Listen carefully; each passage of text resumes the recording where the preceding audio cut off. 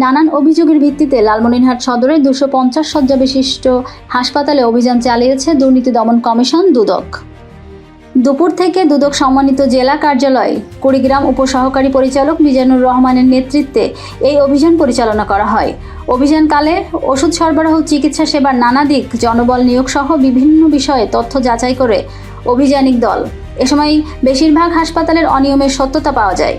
তাছাড়াও পরিচ্ছন্ন কর্মীরা আচরণ করার বিষয় দেখা গেছে, তা মোটেও সন্তুষ্টজনক নয়।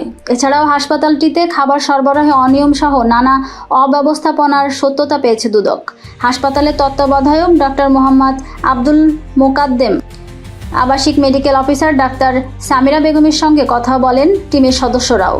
পরবর্তীতে আমরা আবাসিক মেডিকেল অফিসার মহোদয় সহ খাবার রুমে আসি, যে খাবারের গুণগত মান, পরিষ্কার পরিচ্ছন্নতা, খাবার রুমে সব ঠিক আছে কিনা তা পরীক্ষা করার জন্য। প্রথমে এসে আমরা দেখি যে আজকে মেনুতে মাছ দেওয়া হয়েছে।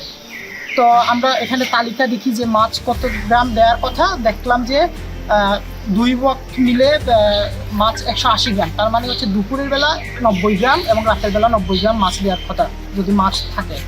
তো আমরা মাছ পরিমাপ করি, আবাসিক মেডিকেল অফিসার মহোদয়, দুদক টিম সহ রান্নাঘরে যারা ছিল তারা উপস্থিত ছিলেন।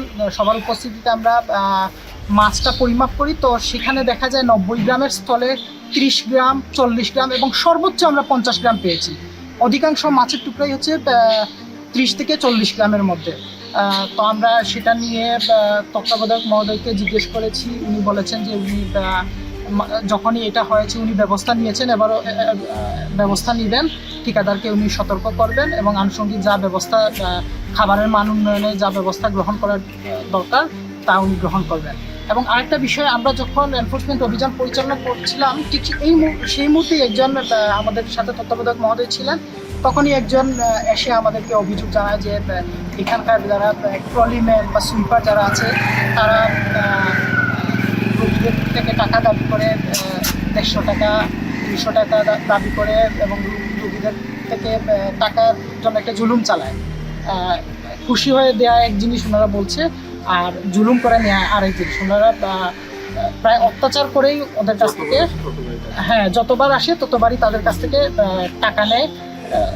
এই হচ্ছে অনিয়ম। তো তত্ত্বাবধায়ক মহোদয়কে আমরা এই বিষয়ে বলেছি যে যারা কর্মচারী আছে তারা এরকম যদি তারা করে তাহলে সেটা কি প্রতিকার সেটা। তো উনি বলেছেন উনি ব্যবস্থা নেবেন এবং